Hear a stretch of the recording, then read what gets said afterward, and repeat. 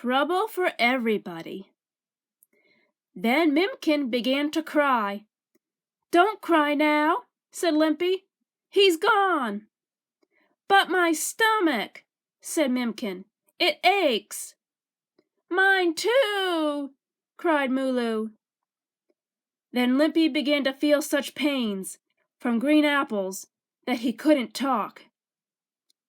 He went off to his bed in a straw, and the others all followed. On their way to the shed, Splop saw the tail end of Pugwug under the fence. That poor pig was still stuck fast.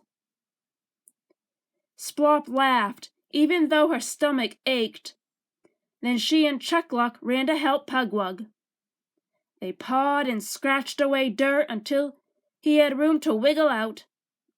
Pugwug was so tired from squealing and grunting that he just followed the others to the shed and was soon fast asleep on the floor. "What's this? What's this?" said Mr. Penny when he opened his gate that evening. "Not one of my family to meet me?" When he came into the shed and saw them looking so sad, he did not know what to think. He dropped his dinner pail and ran to look at Limpy's tongue. Then he ran to Mooloo. Her tongue hung down like a piece of wet cloth. "They're all sick," said Mr. Penny.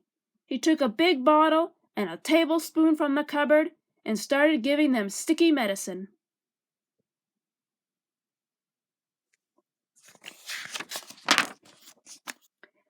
Pugwug got some too, though he kicked and cried. He had no aches or pains, and he didn't want medicine. He wanted something to eat. Last of all, Mr. Penny came to duty. He picked him up from the straw to pour his medicine in. "What's this?" he exclaimed. "What has happened to you?" Then he looked all over the floor, but he could see no sign of a tail at all. What could have happened? All sick at once, and no tail on the rooster? He put Duty in the old wheelbarrow and covered him up with straw because he thought he might feel cold. Then he tried to think of something else he could do. "They'll feel better if they can sleep," he said, so he brought them fresh straw to rest on. Then he took the lantern and tiptoed off to his end of the shed. After a little, he brought out some bread and cheese for his supper, but he didn't seem to feel hungry, so he put it away again and took up the evening paper. He was reading the funny pictures when there came a loud knock on his door. "My eyes!" he exclaimed, jumping up to open it. "Who can it be?" Now Limpy had heard too. He got up and stuck his head through a hole in the wall. In came the big neighbor, waving his whip and shouting at the top of his voice.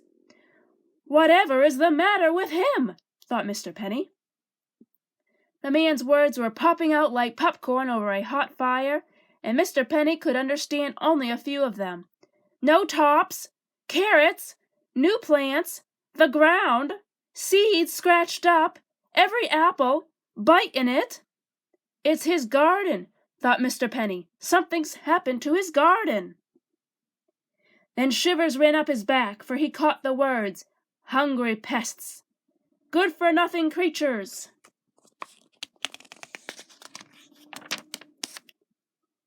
So that's what made them all sick. Mr. Penny shook his head. "Oh me, oh me!" "But it's really my fault," he said quickly. "I knew the gate needed mending. The worst of it is I have no money to pay for the damage." "You'd just better do away with those pests," growled the neighbor. "I'll take them myself and pay for their damage. Though they're not much good, I suppose the pig might give good meat, and the lamb might make good stew."